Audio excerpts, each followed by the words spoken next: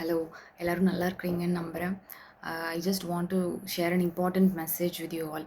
என்னோட பக்கத்தில வந்து ஒரு சக தோழிகளோட பேசிகிட்டு இருக்கும்போது, அதில் ஹோம் மேக்கர்ஸ் இருந்தாங்க, வேலைக்கு போயிட்டுருக்கிறவங்க இருந்தாங்க.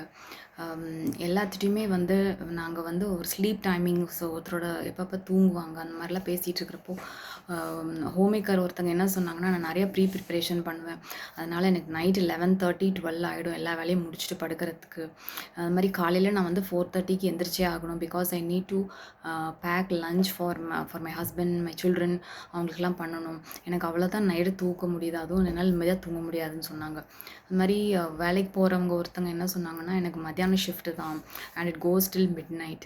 அப்போ நான் திரும்ப காலையில் எழுந்திரிச்சு நான் வந்து சமைச்சு தான் ஆகணும் அப்படின்ற மாதிரிலாம் சொல்லிட்டு இருந்தாங்க. I was shock to hear this. அப்போ நீங்கள் எப்போ தான் நீங்கள் தூங்குவீங்க அப்படின்னு கேட்டப்போ, எப்பப்போ டைம் கிடைக்குதோ அப்பப்போ தூங்கிக்குவேன் அப்படின்னு சொன்னாங்க.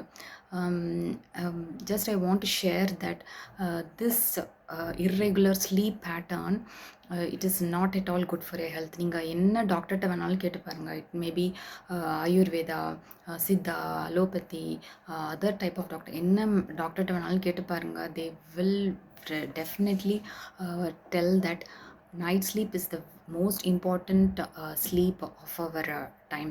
பிகாஸ் நைட் ஸ்லீப்பில் தான் பார்த்திங்கன்னா நம்மளோட நர்வஸ் சிஸ்டமில் ரெக்கவர் ஆகும்.